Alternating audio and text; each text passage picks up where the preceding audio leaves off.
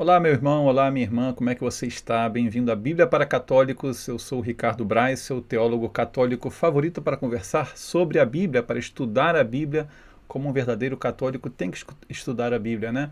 A gente está nessa maratona, nesse caminho quaresmal de estudo bíblico, de quaresma com a Bíblia. Cada dia aqui a gente traz um versículo e no dia de hoje a gente vai trazer um versículo do livro do Deuteronômio. Esse é o dia 13, né, dia 13 de 40 dias, um versículo por dia, e a gente vai aqui ler e comentar esse trabalho bíblico sobre essa temática aqui, a travessia do deserto. Se você não viu o episódio anterior sobre o Êxodo, né, os 40 dias, os 40 anos do Êxodo, então eu te convido a você entrar aqui na nossa playlist e assistir o episódio anterior. E agora a gente vai comentar uma sequência, né, uma segunda parte dessa meditação, dessa reflexão sobre os 40 anos do Êxodo, né? Aqueles 40 anos do Êxodo. A gente está nesse bloco, né? Esse segundo bloco da Quaresma, no qual a gente está meditando no sentido dos 40 dias. Né? Por que 40 dias? Isso tem muito ensinamento para nós. Então, a travessia do deserto. Vamos pedir ao Espírito Santo que derrame sobre nós o dom do entendimento. Vem, Espírito Santo, que tenhamos entendimento, que tenhamos sabedoria para acolher a palavra e interpretá-la no mesmo espírito no qual ela foi escrita, e que possamos conservar e meditar todas essas coisas no nosso coração e viver essa palavra com fé e com caridade. Por Cristo nosso Senhor. Amém. Em nome do Pai, do Filho e do Espírito Santo. Amém. A passagem que a gente vai tratar hoje é Deuteronômio capítulo 8, versículo 2, diz assim: Lembra-te de todo o caminho por onde o Senhor te conduziu durante esses 40 anos no deserto, para humilhar-te e provar-te, e para conhecer os sentimentos de teu coração e saber se observarias ou não os seus mandamentos. Palavra do Senhor. Como seria passar 40 anos, toda uma vida, atravessando um deserto junto com outras pessoas? O que isso significaria para cada um e para o povo, como uma agrupação humana? No episódio anterior, analisamos os possíveis motivos pelos quais o povo de Israel demorou 40 anos entre o Egito e os limites da Terra Prometida. Hoje, vamos tentar encontrar o significado espiritual, teológico, daquela experiência que marcou a vida de todo o povo. Então, né, a gente, como eu comentava no episódio anterior, se você não viu, você pode entrar aqui na playlist, né, e ver, né, o significado desses 40 anos e por que foram 40 anos. Né? A gente explicou ali, a gente viu duas aproximações do próprio livro dos Números, uma mais espiritual, né, da presença de Deus na nuvem, outra relacionada com a rebeldia do povo de Israel. Já no segundo ano de caminhada, quando eles chegaram já muito perto da Terra Prometida, eles se rebelaram contra Moisés e contra Arão. De fato, houve várias rebeliões, mas a rebelião de Cades Barné, no deserto de Farã, foi a mais forte de todas, e eles ficaram ali, né, uns 38 anos mais no deserto, e morreu toda uma geração. Então eles viveram no deserto. E o que é o deserto? Né? Essa é a questão que hoje a gente vai entrar aqui. Né? Recordemos o contexto teológico também de toda essa grande história. Vamos pensar aqui, né? Vamos voltar ao começo de tudo, ao princípio do mundo, ao Éden, preparado por Deus para a sua máxima criação, o ser humano. Então a gente vai fazer aqui uma contextualização teológica, mas uma contextualização bem geral, tá? Bem assim, vindo lá do Gênesis, do começo de tudo, para a gente poder entender a importância desse tema aqui do deserto. Então vamos lá. No princípio, não havia maldade, só havia harmonia. O ser humano, feito à imagem e semelhança de Deus, tinha o Senhor como soberano do seu coração. Mas depois entrou o pecado no mundo pela desobediência ao mandamento de Deus. O pecado brotou na forma de desconfiança em Deus e confiança absoluta nas próprias forças. Sereis como deuses, disse a serpente, né, em Gênesis 3:5. Então aí está, né? Um breve resumo rápido. Deus não criou o pecado, Deus não criou o mal, Deus não criou a morte nem o sofrimento. Deus criou o Éden. Deus criou o homem à sua imagem e semelhança. Mas a tentação, né, do orgulho, da soberba e, sobretudo, da desconfiança em Deus, semeada pela serpente, ou seja, pelo demônio. E a história do demônio é outra história, né? Não é a nossa história, mas essa é uma questão que fica para outro momento. Aparece ali no começo do Gênesis que, por tentação, o ser humano pretendeu ser como Deus. A vocação do ser humano era fazer crescer e multiplicar a vida sobre a terra, mas as consequências do pecado foram trágicas. As consequências do pecado, olha só, e pecado a gente comete frequentemente, então as consequências do pecado foram trágicas.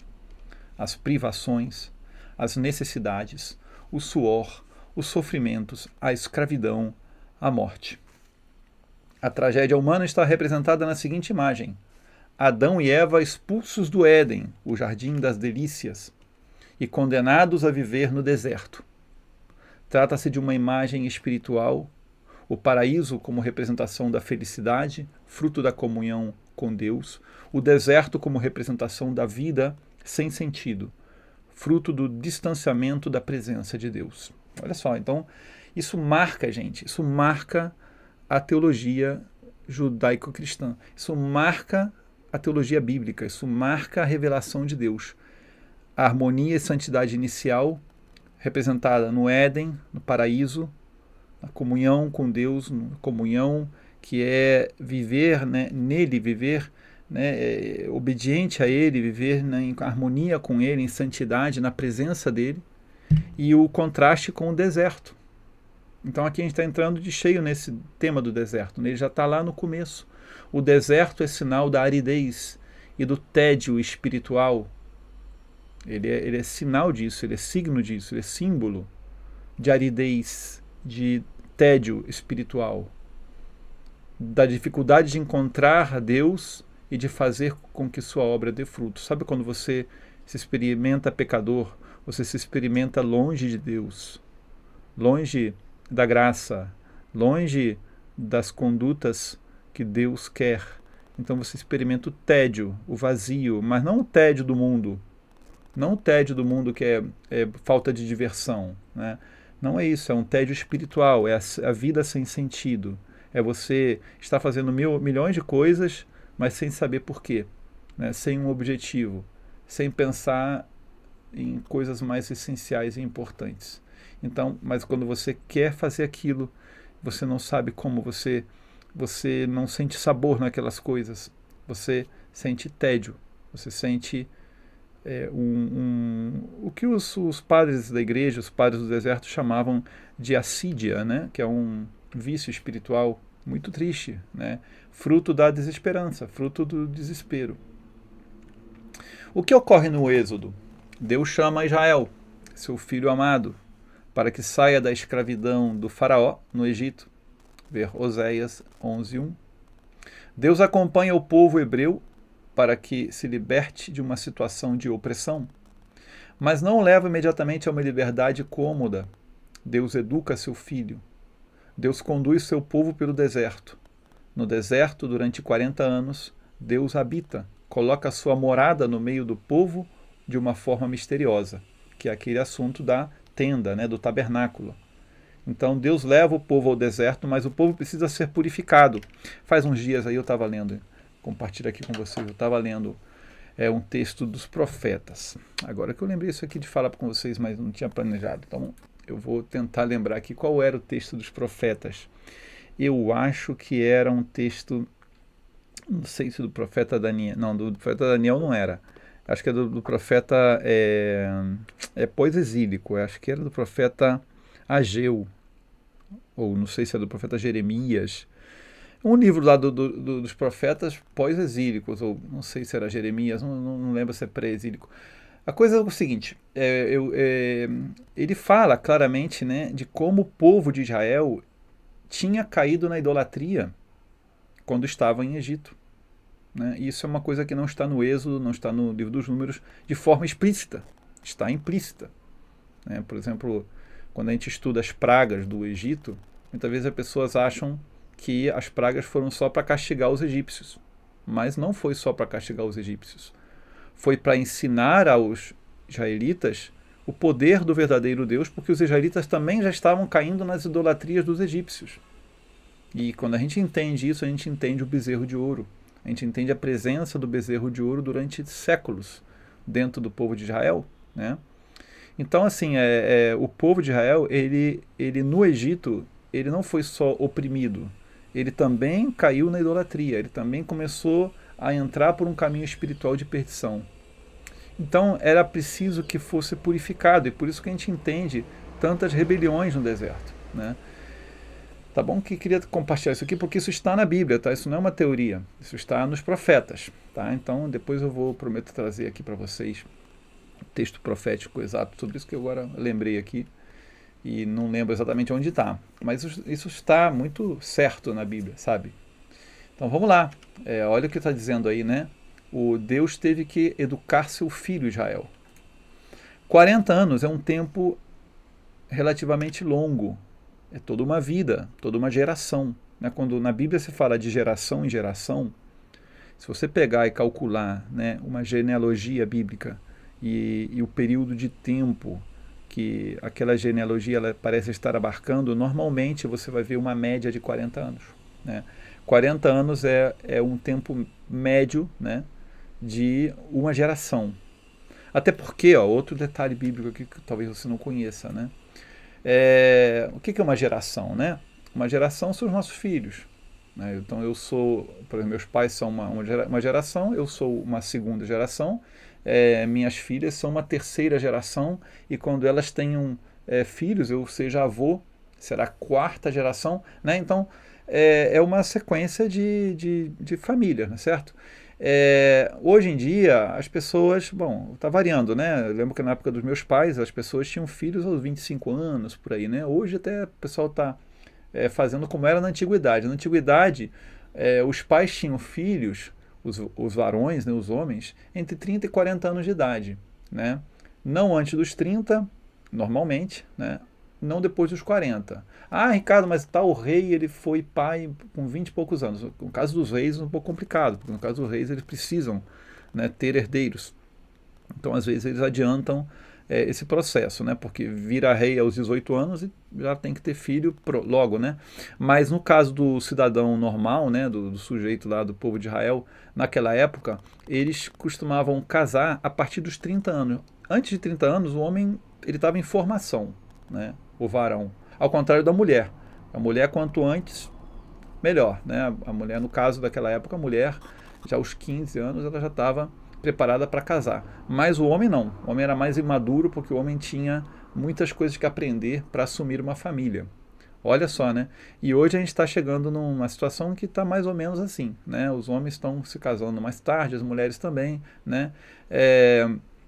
Mas até os 40 anos ele tinha que casar. Depois de 40 anos, eles já buscavam não passar muito tempo. Ah, Ricardo, como é que você sabe isso aí? Está na Bíblia, gente. Está lá no Gênesis. Está lá na lei de Israel, né? Questão de ler e estudar. Por exemplo, o Isaac, né? O Isaac, o filho de Abraão.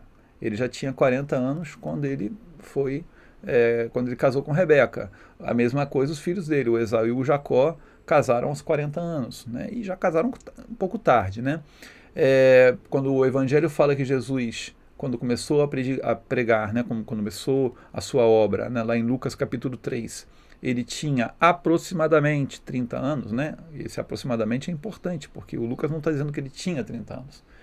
Diz que ele já tinha 30 anos, ele já tinha 30 anos ou até passado dos 30 anos, né? E hoje, historicamente, a gente faz uma conta aí, e Jesus, ele provavelmente tinha entre 32 e 34 anos quando ele começou a prédica dele, né? A missão pública. Então isso está ali na Bíblia, sabe? Então a gente sabe que uma geração, né, na Bíblia é quando um varão ele gera um filho. Então isso é mais ou menos ali entre os 30 e 40 anos, né? Então 40 anos fica sendo também a etapa de uma geração. Olha isso que interessante, né? 40 anos foram suficientes para que o povo hebreu passasse do estado de escravidão a uma liberdade total.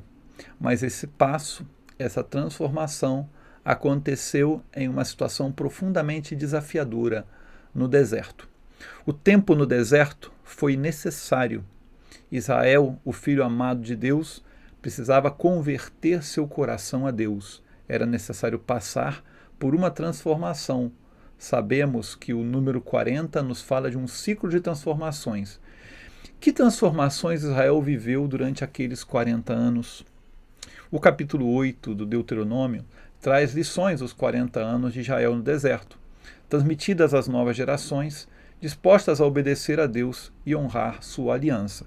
E aqui, gente, eu vou pedir para vocês lerem o capítulo 8. Na verdade, todo o livro de Deuteronômio, né, grande parte, né, não todo, né, eu tenho uma parte ali que é a legislação, mas grande parte dele é uma lembrança daqueles 40 anos, né, de episódios daqueles 40 anos. E uma lembrança no sentido de aprender, no sentido de lembrar, de recordar, de fazer memória e aprender, né? Então, o capítulo 8, especificamente no versículo 2, que a gente vai tratar aqui, a gente vai ver aqui uma passagem que exatamente traz esse sentido do livro do Deuteronômio, né? Olha só, vamos abrir aspas aqui e vamos ler.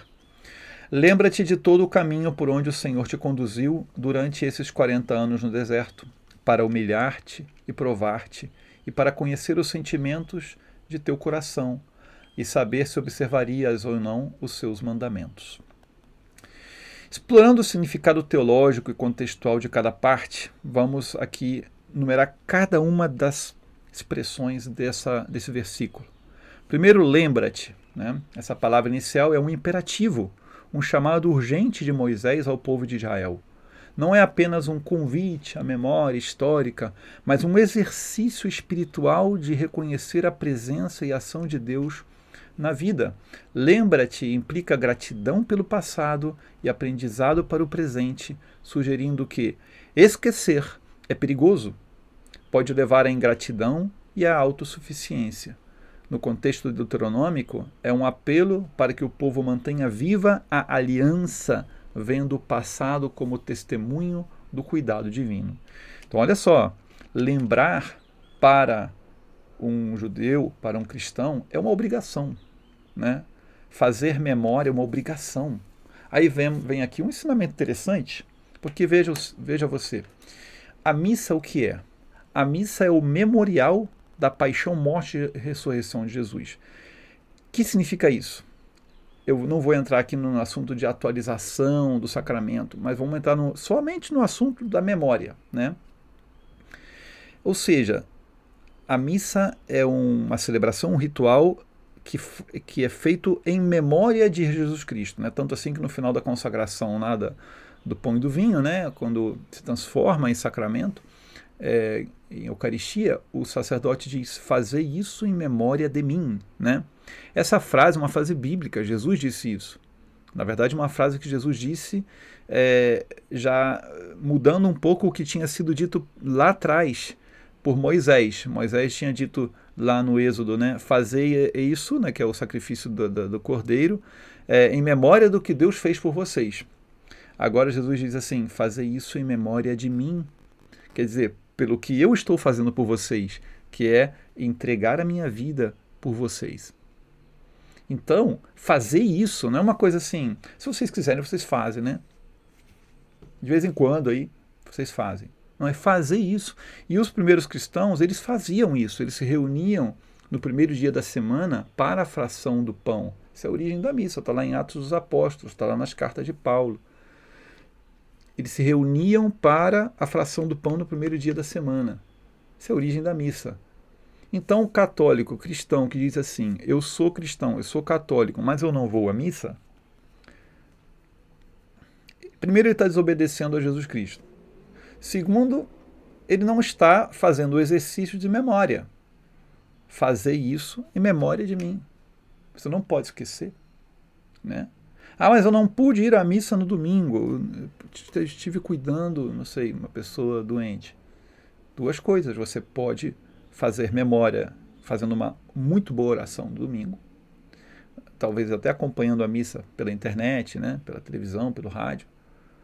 Ou, e além do mais, você pode pedir para receber a comunhão, né? Na sua casa. Mas não deixe de lembrar, não deixe de fazer memória. Não é certo? A gente não pode se esquecer do que Deus fez por nós. é ingratidão, né? É começar a viver de forma autossuficiente. De todo o caminho, refere-se à totalidade da experiência da peregrinação, não apenas a momentos isolados. Todo o caminho abrange as dificuldades, quer dizer, a fome, o momento que eles tiveram fome, que tiveram sede, as rebeliões, e os milagres. O maná caiu do céu, a água da rocha, né?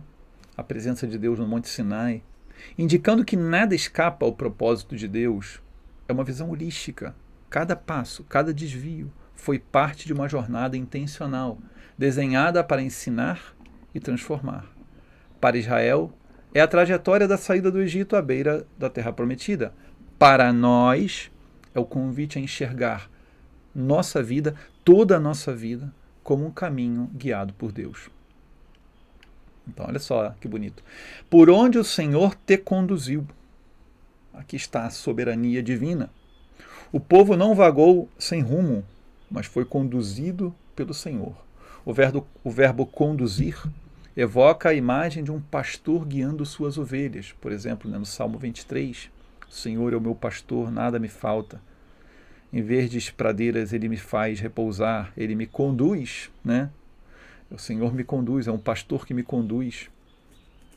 Destacando que Deus é o verdadeiro protagonista da história da humanidade e da minha história. Mesmo nas murmurações e rebeldias de Israel, ele não os abandonou, mas os levou com um propósito. Isso reforça a confiança na providência, mostrando que os altos e baixos do caminho têm uma direção divina. Gente, Deus é o nosso Pai, é o nosso guia, Ele é o nosso pastor. E Ele nos está conduzindo. E muitas vezes a gente, como aquela ovelha que se perde, né? A gente acha que o pastor não está ali, mas ele está ali. Está esperando que a gente volte, está esperando que a gente deixe que Ele venha buscar. Né? Nós que somos, às vezes, ovelhas perdidas, mas Ele está ali como pastor, querendo conduzir a nossa vida. Durante esses 40 anos, então aqui o número 40 carrega um simbolismo bíblico de plenitude e de transformação. Os 40 dias de dilúvio, os 40 dias de Moisés no Sinai, os 40 dias de Jesus no deserto. Para Israel foram 40 anos de uma geração inteira, tempo suficiente para deixar a escravidão para trás e formar um povo novo. É um ciclo completo de transformação, sugerindo que o deserto não é um acidente, mas um período necessário para moldar a identidade e a fé. E aqui a gente pode ver também a nossa vida por períodos, né? Talvez você esteja terminando um período da sua vida e começando um novo período. Talvez você esteja amadurecendo um período que já começou já há um bom tempo. Talvez você esteja se questionando, né? Em que período da vida eu estou, né? Mas a nossa vida se divide por períodos, por idades, né? E esses ciclos, cada um deles tem que servir para nós como um ciclo de conversão. No deserto, o deserto é mais que um lugar físico, é um símbolo teológico. Representa aridez, privação e vulnerabilidade, mas também solidão e encontro com Deus. No contexto de Israel, é o espaço entre a escravidão do Egito e a liberdade da Terra Prometida, onde o povo foi despojado do supérfluo e confrontado com sua dependência. O deserto é o palco da educação divina, onde as ilusões caem e a verdade emerge. Pessoal, se vocês estiveram no deserto alguma vez, eu já estive, tá? E se você não estiver muito bem prevenido, se você não estiver muito bem preparado, você morre. Simplesmente você morre, tá? O deserto te mata. Você, no deserto, não pode chegar lá sem um bom carregamento de água, sem uma forma eficaz de fazer sombra, né? Você não pode gastar muita energia à toa, né? Tanto assim que os nômades do deserto, né, os beduínos, eles não viajam muito de dia, eles viajam de madrugada, né? De dia eles acampam e dormem, né? Porque é muito forte o deserto. O deserto é muito brabo. Então o deserto é um lugar onde as pessoas se sentem pobres, né? Despojadas de toda a sua força e dependentes, né?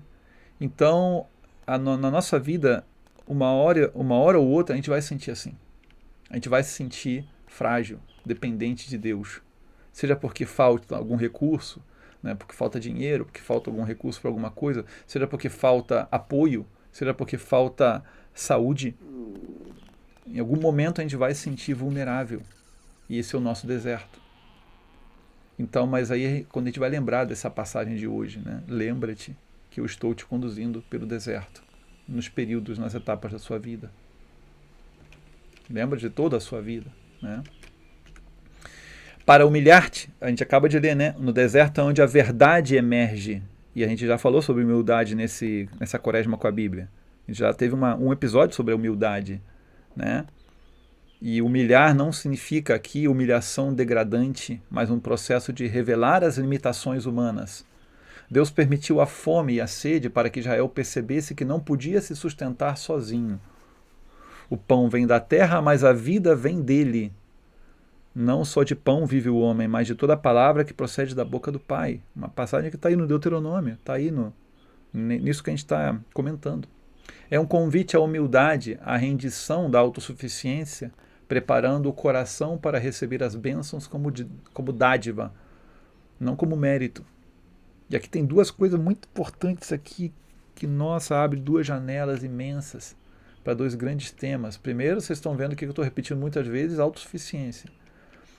Isso é o grande mal da atualidade, né? As pessoas acharem que não precisam de Deus, que são autossuficientes, não precisam de Deus, não precisam da igreja, não precisam da graça, não precisam dos sacramentos, não precisam de um sacerdote, não precisam da Bíblia. Autossuficiência. Isso aí é soberba, isso aí é orgulho. Isso aí não é de Deus, é do outro, né? E outro tema que aparece aqui, né, é que se a pessoa, né, se você não é humilde, se você não se rende a Deus, se você não se abandona a Deus, nunca vai entender o dom da graça, né?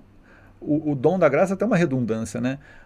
O presente de Deus. O presente de Deus é o dom, é a graça, né? É a graça, o que Deus te dá. Então, é o que a gente vem falando aqui também, de gratidão, né?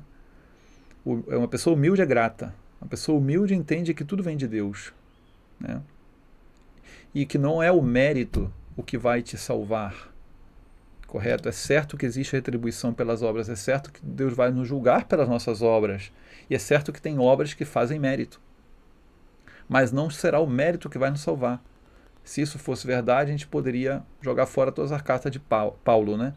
Porque Paulo falava isso, né? Não vai ser o teu mérito, as tuas obras que vão te salvar. Vai ser a graça de Jesus Cristo. Só que o nosso mérito, né, as nossas boas obras, as nossas virtudes, elas são necessárias para que a graça atue em nós, porque Deus, muito dificilmente Deus consegue atuar numa pessoa, né, que não está em graça, que não está fazendo mérito, que não está, né, colaborando. Né, como se Deus estivesse colocando água numa cisterna e você esteja com a cisterna furada, como diz o profeta, né? Cisterna furada, cisterna que tem algum furo. Então, por mais que Deus esteja querendo encher aquela cisterna, você tem um furo ali que não te deixa encher, que é o pecado. Então tem que ter mérito, né? Mas não é o mérito, não é a cisterna que te salva. É a água da cisterna. E a água vem de Deus. Entendeu? Então é isso, né? Humildade é isso, a gente entender que a salvação vem dele, não de nós. E provar-te, também diz essa passagem, né? Provar implica um teste, uma avaliação da fé e da lealdade. Assim como o metal é provado no fogo, Deus testou Israel nas dificuldades para fortalecer sua confiança e purificar suas intenções. Não é um capricho divino, mas um meio de reconstruir a relação abalada pelo pecado original, verificando se o povo escolheria obedecer, mesmo sem ver a promessa cumprida imediatamente. Isso aqui é muito pedagógico, da maneira como Deus ensinou Israel, nós também deveríamos ensinar aos nossos filhos, né? Não mimar tanto, né? Mimar, dar carinho, dar abraço, dar beijo, dar, né, muito presente, mas também provar, colocar eles né, em ocasiões de dificuldades, né, de privações, dizer um não, dizer muitas vezes não, né, e ensinar por que não, né, e ensinar eles a esperar, ensinar eles a a dizer não também, correto? Para que possam valorizar o sim. Então aqui tem muita coisa, né? E Deus às vezes faz isso com a gente não gosta, né? A gente não gosta de ser provado. A gente não gosta, a gente preferiria passar sem ter que passar por uma prova, né? Mas não é assim, Deus nos prova e Deus também nos ensina a educar. E para conhecer os sentimentos do teu coração, né? Porque na dificuldade que a gente conhece quem é quem, né? Na dificuldade que a gente conhece quem é quem. E Deus faz a mesma coisa com a gente. Deus sendo onisciente, quer dizer, ele sabendo tudo que ocorre e ele sendo ciente, porque aí tem uma diferença entre onisciente e ciente. Onisciente é que ele sabe tudo, mas ciente é que ele sabe tudo e ele sabe o que ocorre dentro dos nossos corações. Ele já conhece o coração humano. Deus tem ciência. É aquela famosa ciência do bem e do mal, né? Ele sabe o que há nos nossos corações, ele sabe o bem e o mal que há nos nossos corações. Essa expressão reflete uma linguagem antropomórfica, né? Quer dizer, Deus quer conhecer os sentimentos dos nossos corações. Deus muitas vezes atua como se fosse o nosso pai, né? Por isso que aqui essa imagem é antropomórfica, quer dizer, ele tem forma, é como se a gente quisesse colocar Deus com forma humana, né? Mas assim, é como nossos pais conhecem o que há no nosso coração, Deus também conhece o que há nos nossos corações. E essa expressão reflete uma linguagem para enfatizar o que foi revelado ao próprio Israel. No deserto, os sentimentos profundos, medo, murmuração, confiança ou rebeldia vieram à tona. O objetivo era que o povo também se conhecesse, enfrentando a verdade interior. Onde depositavam sua esperança? Era um exame para expor e corrigir o coração. Então é isso aí, né? Da mesma forma como nossos pais nos educam e nós devemos educar nossos filhos, Deus nos educa. E é assim que a gente vai entendendo quem é Deus, né? É assim que a gente vai entendendo quem é Deus e como ele atua. E para terminar, e saber se observarias ou não os seus mandamentos. É o clímax da prova, é a obediência, né? Saber se nós vamos observar ou não os seus mandamentos. E observar os mandamentos é mais que cumprir regras, é viver em aliança com Deus. Eu diria que você pode mudar essa palavra aliança pela palavra comunhão, que vai aparecer muito lá no Novo Testamento, né? Em comunhão com Deus. É viver em comunhão, em aliança com Deus, reconhecendo-o como Senhor. O deserto testou se Israel escolheria a palavra divina ou a autossuficiência, sereis como deuses, né? Quer dizer, o deserto, Deus levou Israel para o deserto para ver se eles seriam como Adão e Eva, né? Que no paraíso quiseram ser como deuses. Então agora Deus leva a humanidade ao deserto para perguntar a mesma coisa. Vocês querem seguir sendo como deuses? Olha o que vocês são. Vocês vieram do pó, e se vocês não beberem da água viva que eu vou lhes dar, vocês voltarão ao pó, né? Então a humildade, né? Muita humildade, né? O deserto testou se Israel escolheria a palavra divina ou a autossuficiência. A questão não era apenas para Deus saber, mas para que o povo demonstrasse em atos sua fidelidade ou sua falha, como nas rebeliões em Cádiz. Isso aí, gente, essa é a passagem de Deuteronômio 8:2 que eu quis trazer aqui para vocês. Eu quero que você medite nessa passagem muitas vezes, né? E o sentido dos desertos nas nossas vidas. Deuteronômio 8:2 sintetiza o deserto como um espelho da alma em um forno de transformação. Cada expressão revela um Deus que conduz com propósito, humilhando para ensinar dependência, provando para forjar a fé, conhecendo o coração para guiá-lo à obediência. Para Israel, foi preparação para a terra prometida. Para nós, é um chamado a lembrar que nossos desertos, sejam de 40 anos ou 40 dias, têm sentido sob o olhar daquele que nos conduz à verdadeira vida. Que saibamos ouvir e obedecer, mesmo na aridez. Essa foi a reflexão de hoje, dia 13 de 40 dias, sobre a travessia do deserto. Eu te peço que você curta esse vídeo, é muito importante para mim aqui nesse canal, para nós aqui do Bíblia para Católicos, já somos uma pequena equipe, crescer na internet, né, crescer nesse projeto. E você que está começando a ver aqui esses vídeos, tem para mim um valor muito especial. Muito obrigado por estar aqui. Curte esse vídeo se você chegou aqui até o final, né? Se você puder, comenta aqui, né, na própria YouTube, ou entra para o nosso grupo de WhatsApp, comenta lá, a gente tem lá um chat lá de bate-papo bíblico para quem quiser fazer algum comentário. E se for possível, assim, de coração, melhor ainda, compartilha. Porque você compartilhando esse vídeo com outras pessoas, o YouTube vai dizer assim: opa, esse material ali está muito bem elaborado, esse material ali ele é valioso, eu vou difundir ele para outras pessoas também. E aí esse vídeo vai chegar para mais e mais pessoas. Então é isso aí. Curte, comenta, compartilha. E até a próxima. Que Deus te abençoe muito. Que Nossa Senhora de Aparecida, nossa mãe, nos guie, nos proteja, interceda sempre por nós. Amém.